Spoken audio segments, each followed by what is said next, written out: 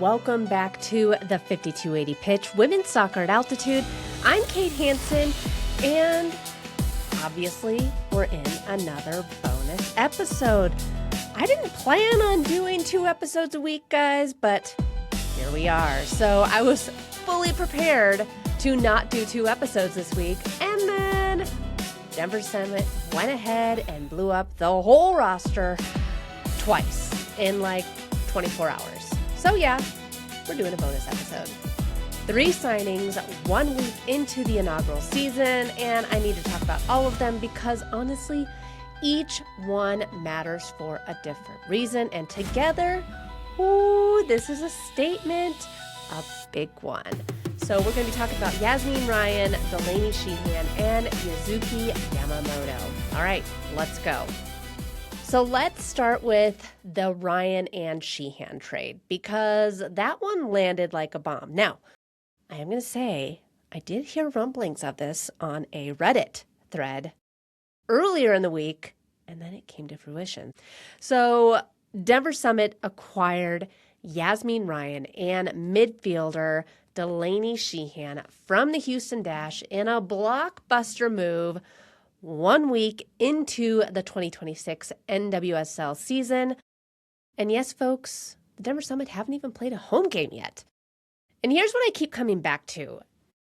Other clubs showed interest and approached the Dash to sign both Ryan and Sheehan, but the players preferred to come to Denver. They wanted to be here, right here. And for a first-year expansion club still trying to prove that they belong and what their identity is, that's huge. So who are we actually getting? We'll start with Yazmeen Ryan first. Ryan was drafted 6th overall by the Portland Thorns in the 2021 NWSL draft and has won 2 NWSL championships, one with Portland in 2022 and one with Gotham in 2023. She's 27 years old. She's been in big moments. She knows what it takes.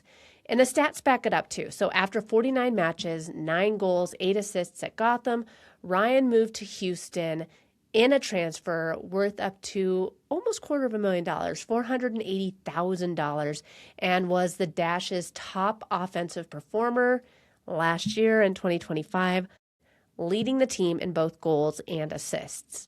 She also made her U.S. Women's National Team debut in October of 2024 and has notched 2 goals in 16 caps under Emma Hayes. So this is a great signing that's coming into Denver in just a week.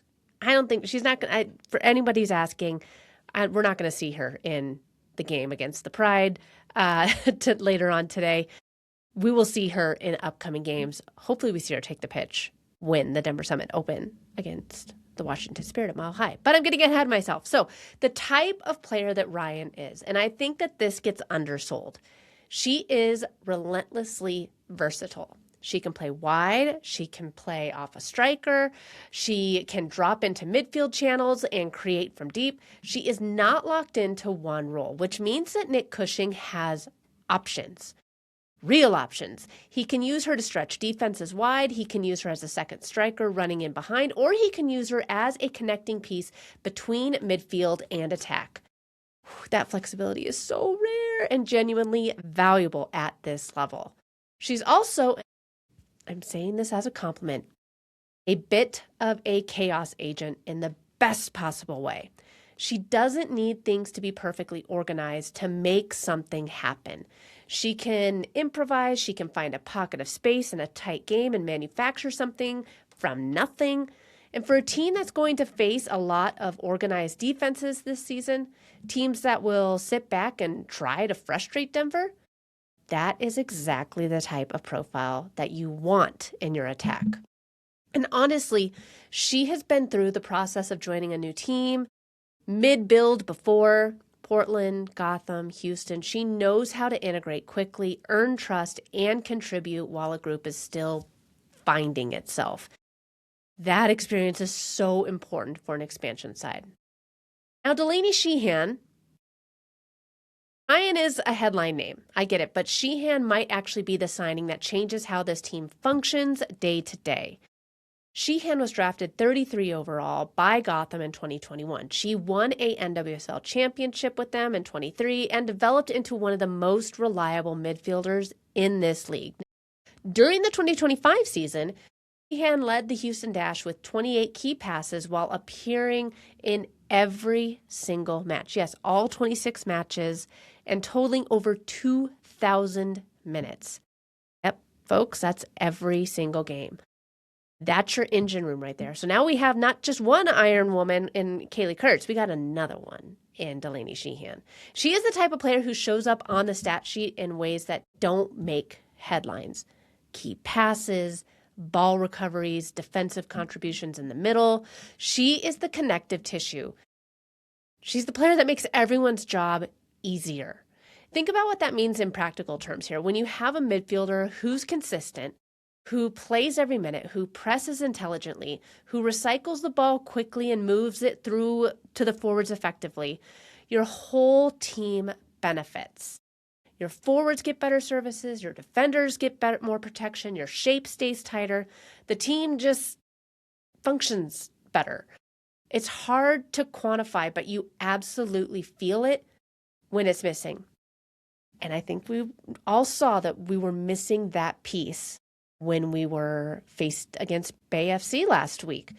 We were missing that midfielder presence, the one that could help us connect the ball. Now, again, we're not going to harp too much on last week. We only had 10 players. What's done is done.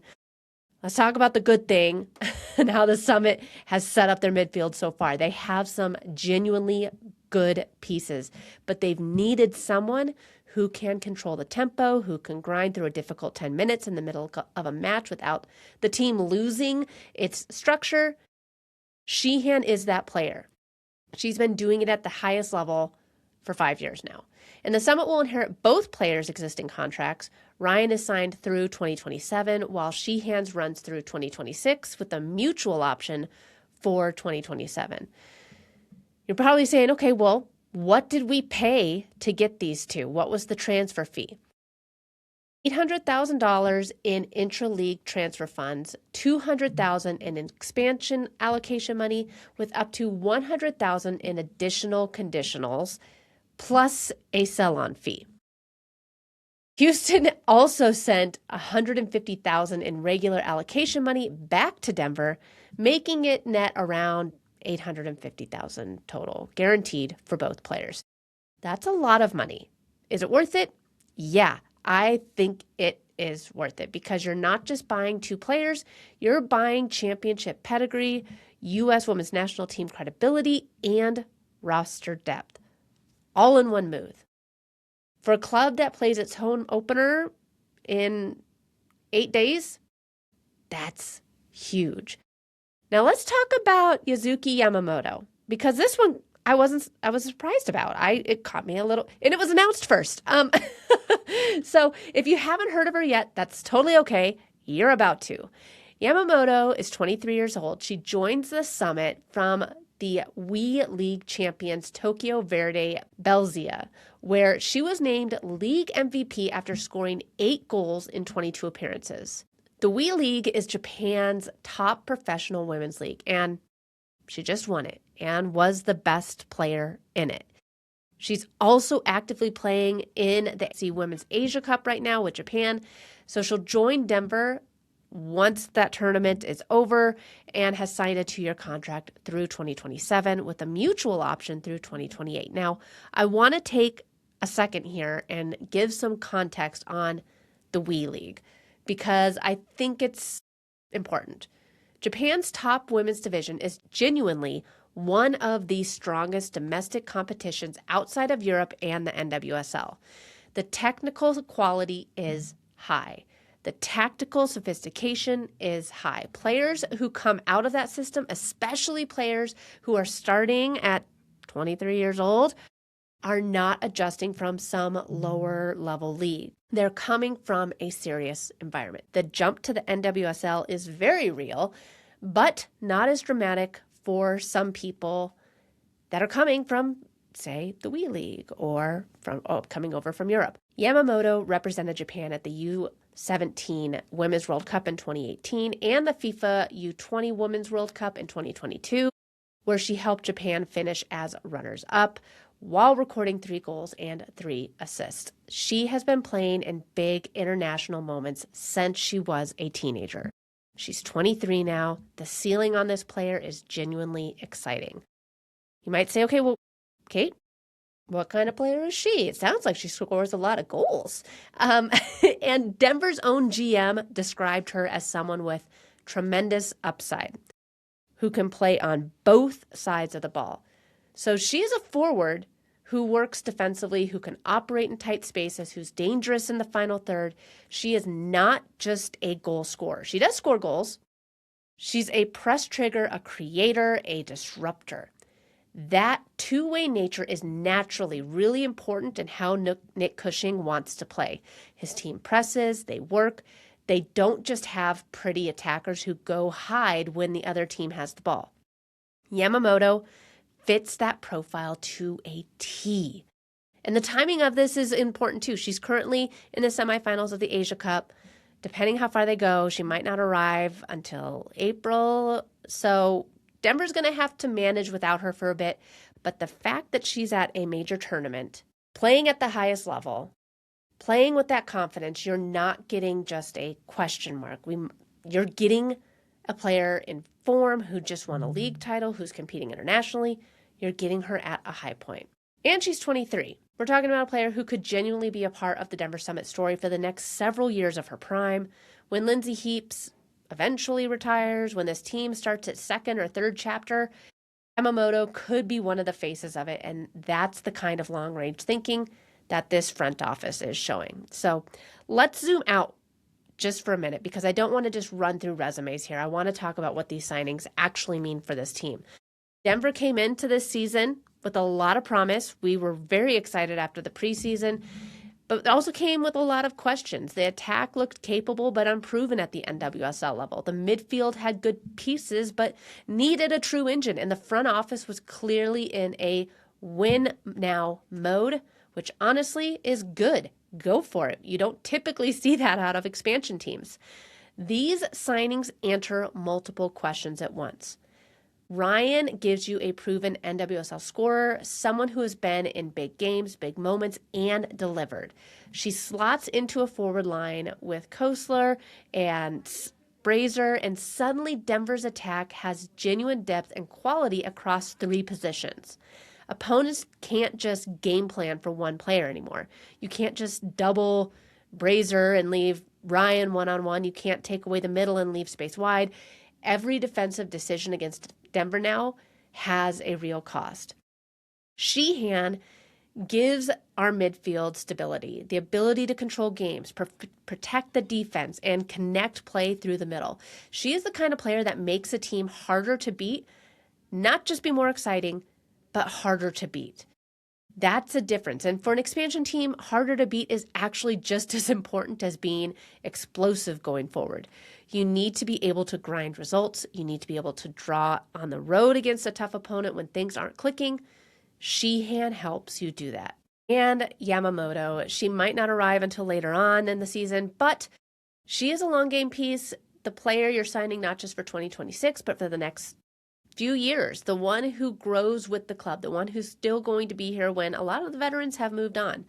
There's something really intentional about that. Denver isn't just trying to be competitive this year. They are trying to build something that lasts. And here's one thing that I keep thinking about. This team already surpassed 50,000 tickets for the home opener on March 28th. Yes, folks, 50,000 of us are coming to see a team that we've never watched play in a competitive match live before. And the front office responded to that energy by making more moves. That is how you build something, not just marketing, not just vibes, actual roster construction that matches the ambition of the fan base. And it sends a message to the players already here, Kurtz, Kostler, Pickett, all of them, that the organization is serious, that they're not just here to fill a schedule slot, they are here to compete. The other thing I want to say is this. Expansion teams fail when they get too patient, When they say year 1 is about learning and building the culture, year 2 is when we will build this, year 3 is when we'll compete, that's a recipe for losing your best players to free agency, losing your fan base to boredom, and never actually arriving at the thing you promised. Denver isn't doing that. They're arriving now. They're not waiting. Will it all come together perfectly? I mean, who knows? This is still a new team, but there's still chemistry to build, systems to install, moments of figuring it all out. That's real, but the talent level is now genuinely good enough that when things do click, and they will, this team is going to be really fun to watch. If you thought they were fun to watch in preseason, man, just wait. It's just going to go up from here. All right, that is your bonus episode. 3 signings in 24 hours, 1 week into the season. Yazmeen Ryan, Delanie Sheehan, Yuzuki Yamamoto. I genuinely did not think the Summit would make moves like that this fast. There's a game tonight. For those of you listening on the day that this episode comes out, they're playing the Orlando Pride tonight at 6 p.m. Make sure you're tuned in. There is a number of watch parties all over Denver. Make sure you head to one of the watch parties. There's some down south, some up north. Find a watch party, join a watch party, and join some Denver Summit fans. Let's get this Summit train rolling. If you're not subscribed to the pod yet, well, what are you waiting for? Please do that right now, wherever you listen. It takes 2 seconds, and it genuinely helps the show reach more people. And if you want more match previews, if you want to start stat breakdowns and all the good stuff in between episodes, head over to the5280pitch.com and be sure to get on the newsletter. You can get special discounts if you're on the newsletter. All right, until next week, we will hopefully not have any more surprise bonus episodes. I hope that you enjoyed this episode as much as I enjoyed creating it. And we'll see you on the next episode of the 5280 Pitch, Women's Soccer at Altitude.